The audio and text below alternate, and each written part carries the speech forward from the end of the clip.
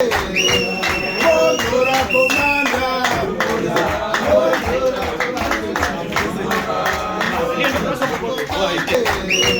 Mwonzora commander.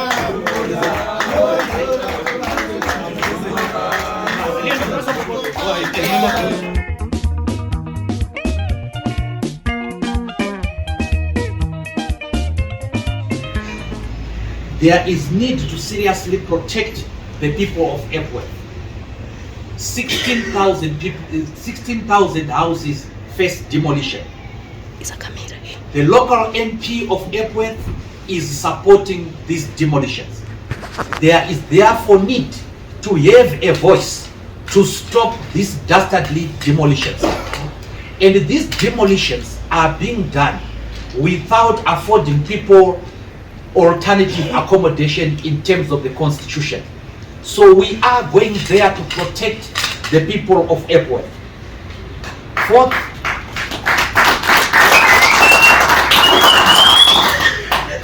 on the states that are being regularized, only people with money are being allowed, are being considered to get the houses.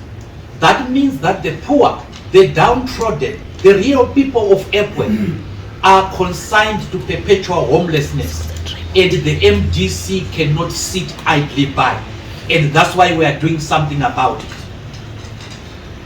Fifth, Epworth has now become a home ground of fake money. This is a racket that is being run by criminal gangs that are connected with the rich and the powerful. Already we can see that the rich and the powerful have thrown Epworth. They have now gone to Epworth and are doling out false charity because they want to control the economy of Epworth.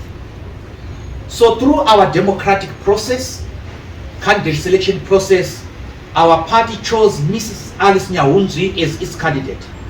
She will be contesting two male candidates, one from Zanu PF and another independent that is coming from Zanu PF. I would like to thank our teams, our campaign teams in Epworth for a splendid job that they have done.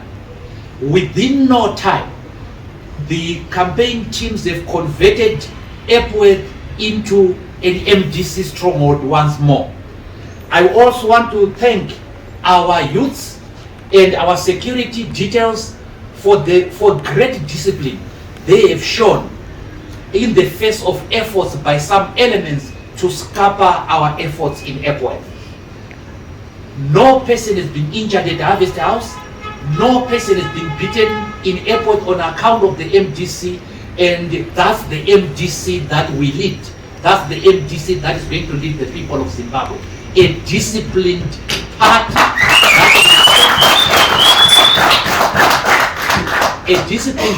that respects the bodily integrity of every Zimbabwean. There is a video, members of the press, that I hope you should see, where our supporters interacted with the Zanu PF supporters. There was absolutely no violence.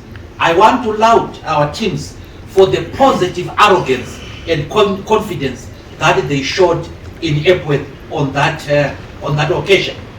So far, our structures in Mashingo, Marondera and Kai South have expressed willingness and confidence to participate in the by-elections that are going to take place in those areas. This is a sign of a great renaissance by this great party. The MDC is on the rise. The MDC is risen like a phoenix from the ashes. The MDC also has received positive indications from some members of opposition parties that they are willing to support our candidate.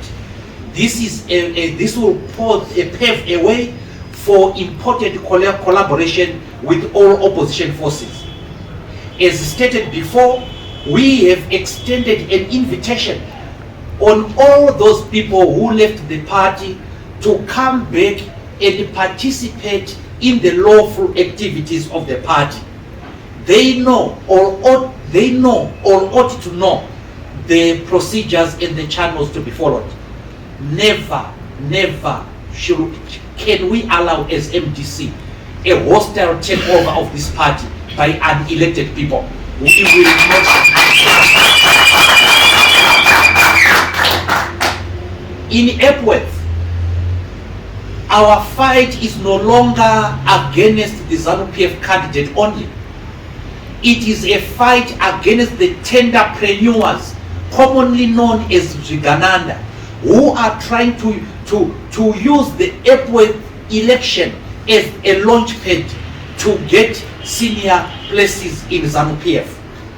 They are flaunting ill-gotten wealth, churning out false charity. The people of Zimbabwe and the people of Epworth cannot be bought by trinkets. We have said to the people of Epworth, eat their money and you vote wisely. So we are confident that we are going to defeat these bourgeois people who are flaunting their wealth. And the people of Zimbabwe must know that these people, these criminal elements, want to gain contracts in the demolition of the 16,000 structures so that they can get economic benefits therefrom. I want to say once again that the MDC is a party that has a constitution. It is a party that respects the national constitution. It is a party that has a democratically elected leadership. And it is a party that does not brook nonsense. We would like to thank the ZRP for maintaining law and order in the Harare Central Business District. They have done a splendid job against the efforts by people who want to disturb our sterling efforts in Epworth. For those people, former MDC people who want to come back, you must show your goodwill by going to Epworth and campaigning for our candidates. That's where we can only see that people are genuine. Otherwise, there are people who want to disturb our life at MDC, and they have dismally failed. Thank you very much.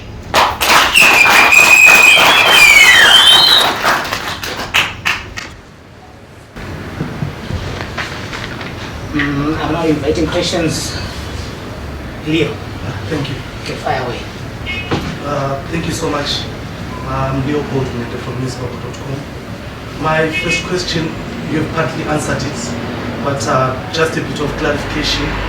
Considering that people like Tagwirei have been known to have announced that they will be investing heavily in Epworth, do you think the party has enough financial arsenal to compete with him?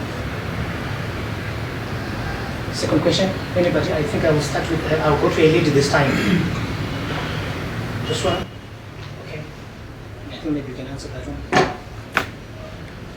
When Mugabe came from Mozambique, he had one safari suit.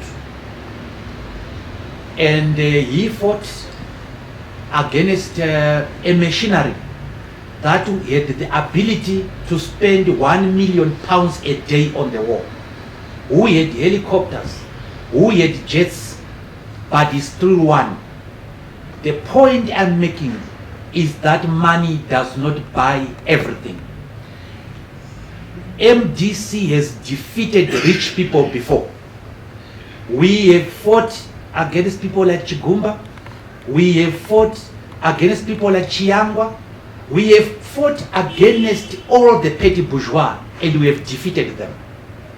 What is important in Epworth is not the ill-gotten wealth that is being flaunted. What Mr. Tagwirei said in his address was that he was going to single out 5 youths that he was going to help. Now, what is 5 youths compared to the youth population of Epworth? Epworth has a problem of drug abuse.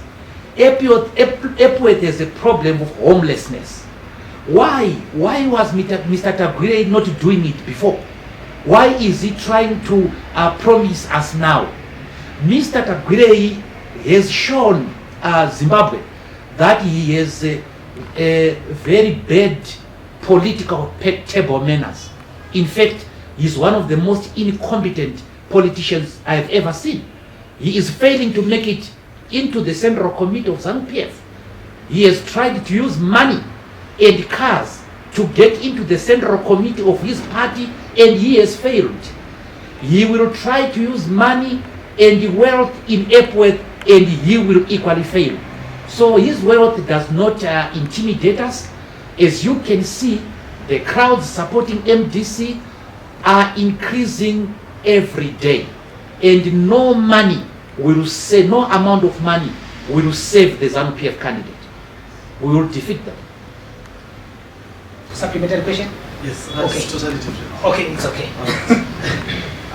You were speaking of former MDC members who want to come back process.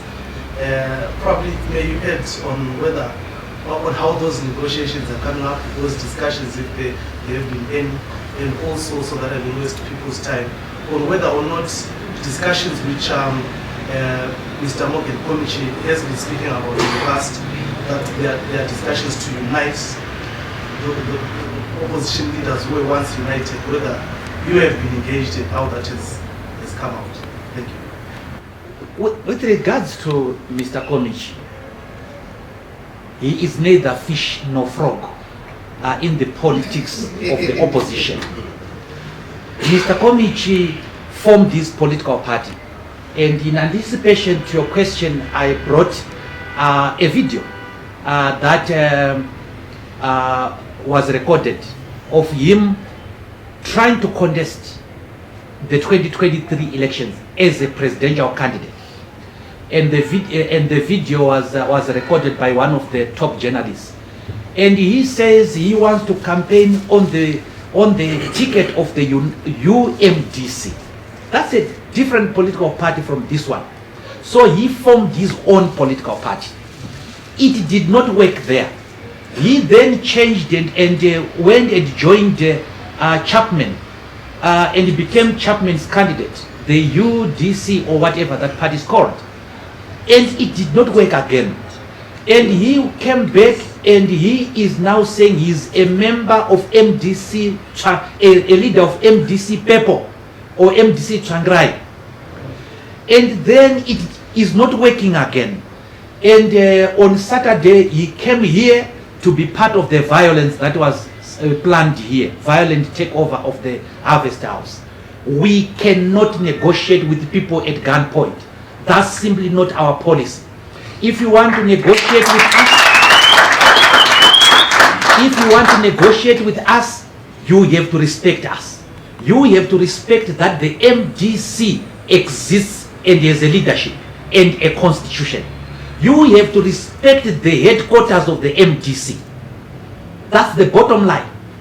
And if we are trying to negotiate with people and they want to use force, we terminate the negotiations. So, when the judgment came, I sent a team to re-engage with our former colleagues. And that team is yet to present its report to the MDC. The leadership of the party, the National Council, will have to approve an agreement. That's what our constitution says. And before I could even know what is contained in the documents, Senator Mwonzora and the company were calling a mob to Harvest House. They called the former Zanu PF people, former Triple C people, former MDC people, and street kids. That's what they called to this meeting. And we said, what is that meeting called? We are in the middle of discussions and you want to use force. And we did what was supposed to be done.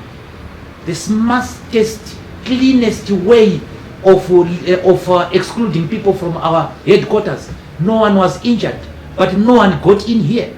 That's the MDC for you. Now, we have said anybody who wants to come back to MDC is welcome to come back to MDC. And we have said we are willing to discuss with anyone. I called Honorable Mwonzora on Friday for a one-on-one. He refused. I met Mr. Morgan Komichi at Sam Levy. I invited him to come to Epworth to show his goodwill, to show the unity that he was talking about. His face changed then and there. I have called the group called Restoration to say, come and let's discuss. As Isaiah says in the Holy Book, come and let's reason together. You are our former brothers and sisters. If the MDC could speak to Zanu PF during the GNU days, after Zanu PF had murdered over 300 of our finest youngsters, why can't we speak to each other? That was my attitude. And I called them for a meeting yesterday. They answered that they were not ready. I called them for a meeting for tomorrow here at Harvest House. They are debating in their clubs whether this is not a trick by Mwonzora. Maybe the meeting will take place or maybe it may not. I have since received a message from one of their leaders to say, why don't we do it over the weekend? Now, here is the thing. If I am inviting you to the headquarters of the party, I give you the dates. Because I know the situation here. I know that during the weekends, the MDC is busy mopping up in Epworth. We cannot waste precious time in that regard. So the ball is in their court, completely in their court. They have misunderstood the High Court judgment, by the way, right? And let me explain, and I hope I won't take much of your time, members of the press. The judgment of the High Court is here. I've got it. And the judgment of the High Court says the application for the declarator is granted. The purported National Congress held in December 2022 by the second respondent, National Council, be and is hereby declared null and void. That's what the judgment says. You notice that the judgment is not talking about Douglas Mwonzora. Nowhere in the judgment does the judgment say Douglas Mwonzora is no longer president. Nowhere in the judgment does the judgment say Taisekwa is no longer the National Organizing Secretary. Nowhere does it say Solomon Chikoero. It doesn't even talk about him. Is no longer the national chairman. So Mwonzora utata ngapi. So you see, they've misread the judgment. And by the way, why is Mr. Mwonzora still president in spite of this judgment? It's because of two things. Number one, if the Congress is nullified, you go to the default position of the day before the Congress. What was the situation on the day before the Congress? On the day before the Congress, there was a democratically elected leader, elected on the 27th of December 2020 by the extraordinary Congress of the party. And let me repeat the scores. Komichi had 9 votes. Mwonzora had 14 votes. Kupe had 118 votes. I had 888 votes. Now, that's point number one. You go to the default position. Point number two. is that the judgment did not nullify the nomination process of the MDC. And on the 20th of November, ladies and gentlemen, 2022, we held a nomination process here at Harvest House, and it was chaired by Senator Morgan Komich. At that nomination process, I was nominated unopposed. Where a candidate is nominated unopposed, they are duly elected. By the time we went to Congress, I was already a renewed president. In their haste, which was driven by hate, they forgot to attack the nomination process. The nomination process, and therefore my election as president has not been touched. And I remain in situ as the president of the MDC. So, that is why the leadership is still there. My deputy, Senator Ndlovu, was nominated unopposed. National chairman here was initially nominated opposed by Komich, but Komich withdrew, and therefore he remained unopposed. So all the leaders who were nominated unopposed are the official leaders of the party, and therefore anybody wanting to discuss with us must know that there is a leadership that exists. And we have said they can come to the party, they can help us revive the party. And as you can see, with or without them, it's reviving anyway. So the MDC is on the right. So the point I'm trying to make is that those who want to come to the party are free to do that. But we will not brook anarchy. What Senator Mzuri was saying the other day, that there is no national executive, there is no national standing committee, there is no national council, then what is there in the MDC? Where does the judgment say the national executive is nullified? Where does it say the national council is nullified? These people are reading what is not there. So, ladies and gentlemen of the press, I invite you to read the judgment.